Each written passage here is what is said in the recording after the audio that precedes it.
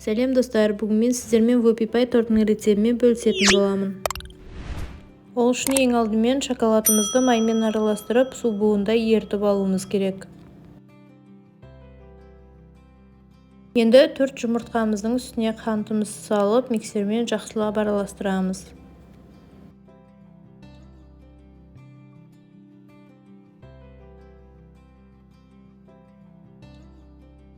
Видеода көрсетілгендей массамыз осылай 2 есе ұлғайып көтерілу қажет. Жақсылап миксерлеп алғаннан кейін дайын тұрған шоколадымызды құямыз.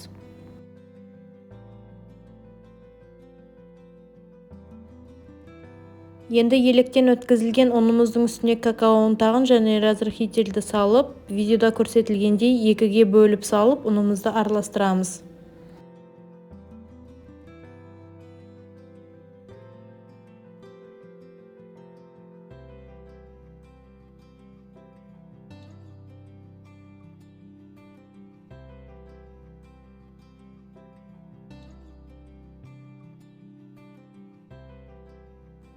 Алдын ала осылай 4 пергамент қағазын кесіп дайындап аламыз. Видеода көрсетілгендей формамызды қойып, қаламсаппен осылай сызып белгілеп аламыз.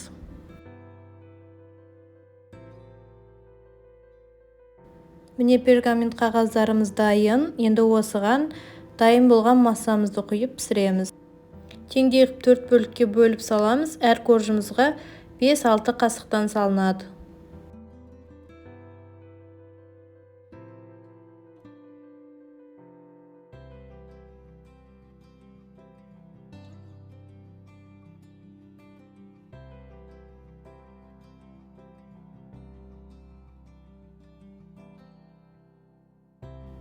Енді қызып тұрған пешімізге салып, 180-190 градуста пісіріп аламыз. Енді тортымыздың кремін дайындаймыз. Ол үшін алдымен сливкиімізді құйып, 2-3 секунд қана араластырып аламыз. Енді творожный сырымызды және қант ұнтағын салып араластырамыз.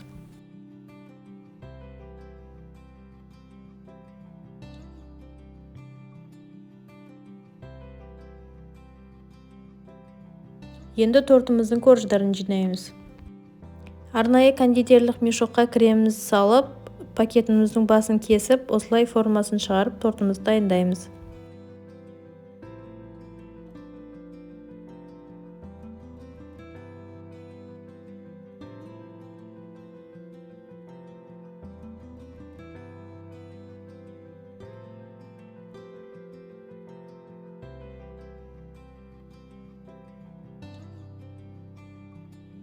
Кремімізді жағып болғаннан кейін шоколадымызды сливки қосып немесе май қосып, су буында ертіп алдын ала дайындап қоямыз.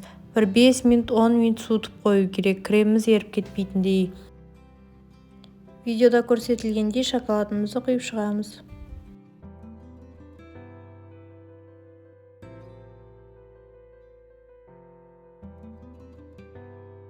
Міндетті түрде жасап көріңіздер, өте жұмсақ, сондай дәмді торт шығатынына сенемін. Сіздермен болған Айгерім. Пікір жазып, комментарий қалдырып, каналға тіркелуді ұмытпаңыздар.